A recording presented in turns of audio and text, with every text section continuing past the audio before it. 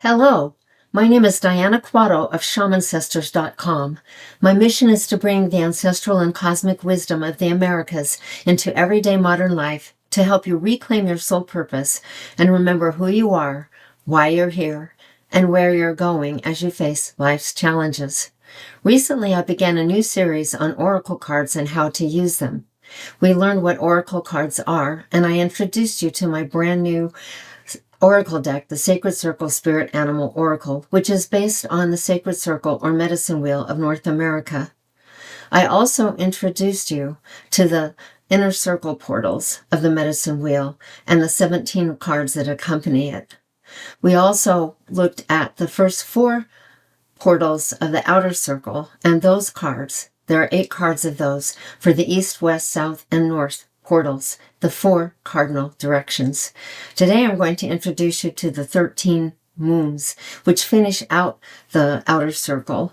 We spend most of our time in Earth life traversing the outer moons and the outer circle on the physical plane. But today we will also go more in depth on the first 6 cards of the 13 moons. The 3 moons of the East Cardinal Direction and the 3 moons of the South Cardinal Direction. Let's get started. These are the 13 moons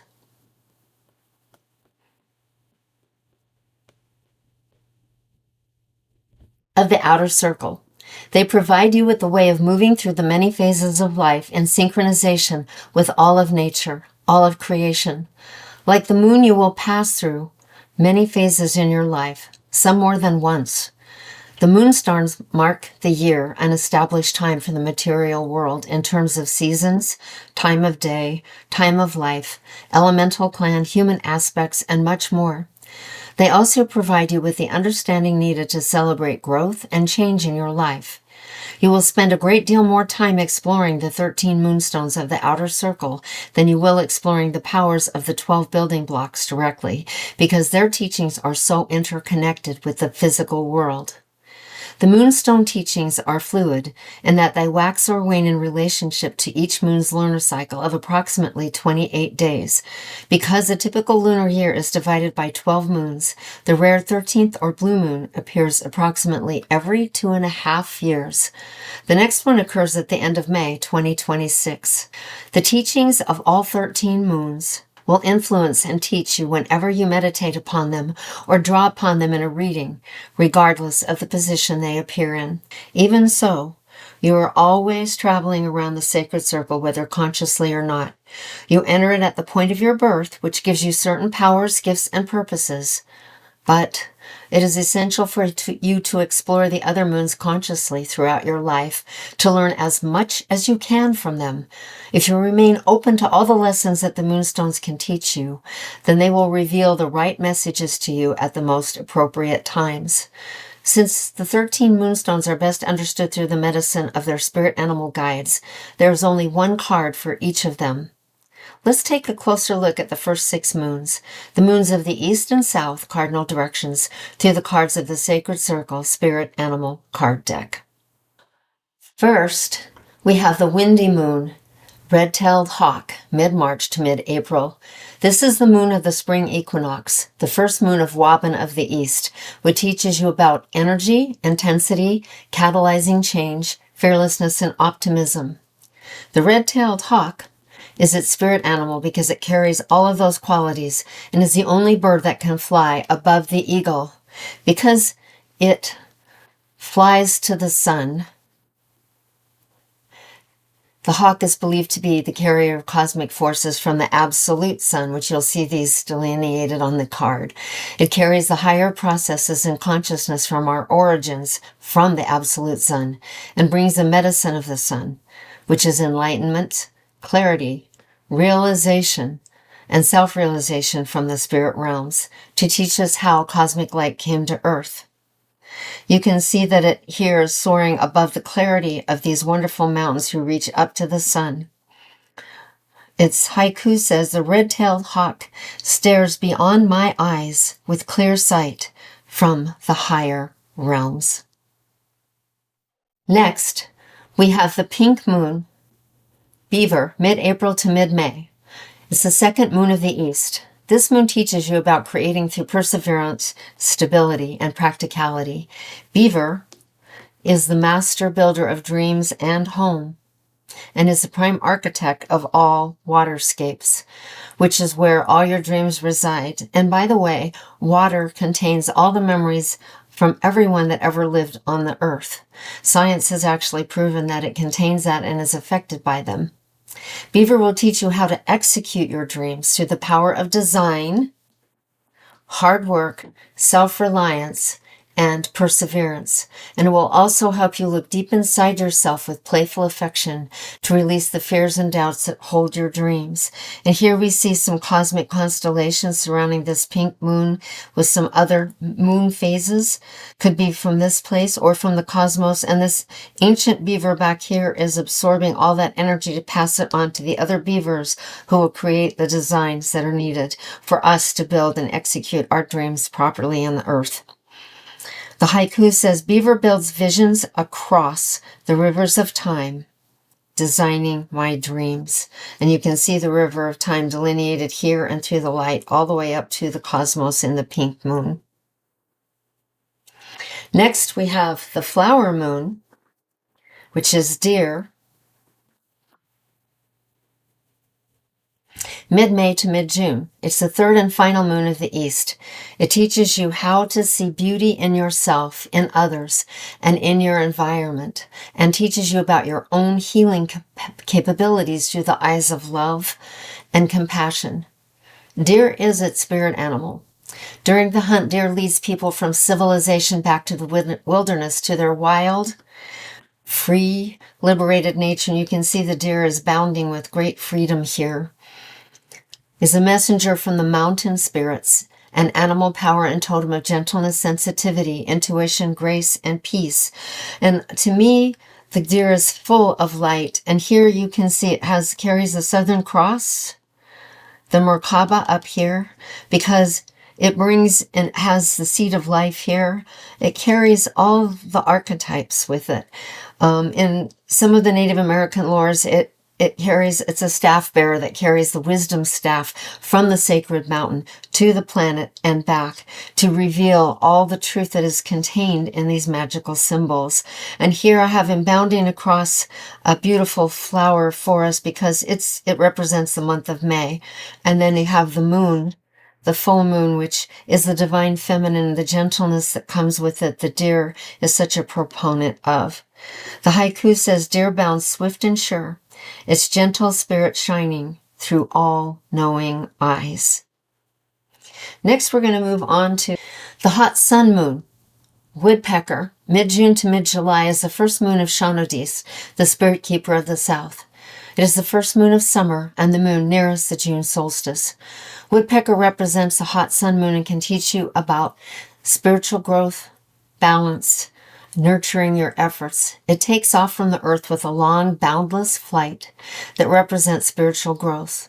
More importantly, it is the drummer of the trees who can bring the rhythms of your emotions and chakras into alignment with life's rhythms naturally for health, growth, and abundance. And you can see here it has the crescent moon on its chest because it's so integrally connected with that. And I have these different chakras representing all seven, but this one is actually the third eye. This one is actually the third chakra, the violet chakra, the seventh, the crown chakra, and so on, so that we have it. The woodpecker drums with its beak, but it is always aligning its rhythms with the earth, and it can help us align our rhythms to ourselves. Its haiku says, Drummer of the trees, help me align myself with cosmic vibrations. I'm just going to move that one over and bring in the second moon of Shanodis, the thunder moon or sturgeon in the south, which is mid-July to mid-August. And it occurs at the peaks of the summer moons and will teach you that your heart is the greatest source of strength. It is to increase your empowerment. It is also thought to be that is our second brain, just equal to the mind, and more important for us to follow it, or at least equally important within balance for that. It occurs to represent the thunder moon. And the sturgeon itself is very ancient.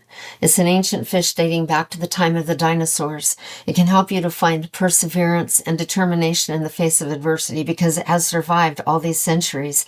And it will teach you about your depth, creativity, and knowledge because it dives so very deep into the waters here.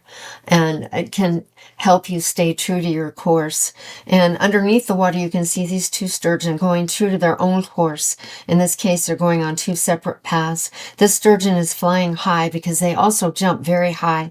Its rigid scales on its back represent wisdom of the ages and of the ancients. And up here in the moon and the sun position, we have actually a moon with the heart at its center, because it's very important for us to come from a heart-filled center with all of our wisdom. And it's set, of course, in a desert landscape with water. Water is a great element of wisdom and knowledge, and it, as I said before, it records all the messages from the earth. Its haiku says, ancient sage-filled spines, off insights, piercing rivers deep with emotion. And it is considered to be one of the wisest sages of the Native Americans. The third and final card of the South, moons, is the drying up moon. Brown bear, it's card number 31. I haven't really talked about the numbers on these cards, but 31 is perfect for the brown bear because it's the number 4, which grounds everything in manifestation on the physical plane, which is one of the jobs of the brown bear. And the moon itself speaks of discernment, balance, fairness, wisdom, common sense, and practicality. You'll see up here that there's the justice scales are kind of faint, but it's all about the balance part. The bear carries herbs in its hands because it's a great healer, and it holds plant medicine within its palms. And so it can bring us the wisdom of the plant medicine as well. And down here, you're going to see a scroll. Well, the scroll is a scroll of ancient wisdom because it also brings special powers of wisdom, gifts of discernment and balance and wisdom, strength, protection, and healing. They're all the gifts and province of the brown bear. Its wisdom can help you understand your destiny, purpose, direction, and can teach you how to help others find their way, especially those in your circle of influence. And so I wanted it to have this golden light around it that reaches out to others. And to me, all of these little dots or balls of light, they represent all of us in humanity and all of our brothers and sisters on the earth, filling them with that wisdom, strength, protection, and healing, and the connection with it and the bear. It will help you remain in a state of awareness, helping you heal your body, mind, and spirit with wisdom, balance, and justice. And these are the 3 moons of the South. I failed to give you its haiku, but the bear's haiku is, harvest bear of might, engage strong inner sight to divulge my heart path. The heart path is the soul path. Now that you have learned something about the 13 moons and have explored in more depth the moons of the East and South Cardinal Directions, you're ready to move on to the moons of the West and North, as well as the 13th moon. We'll explore those together next time in the next session. And after that, we'll move on to the 4 spirit pathways, which will complete all of the portals in the sacred circle. Then we'll be ready to start learning how to work with the cards, how to use them, clear them, space them, and how to do effective readings for yourself and others. If you enjoyed this video, please hit the like button and share it with your friends. And don't forget to subscribe to the channel so that you won't miss a single download. Then again, I will catch you next time.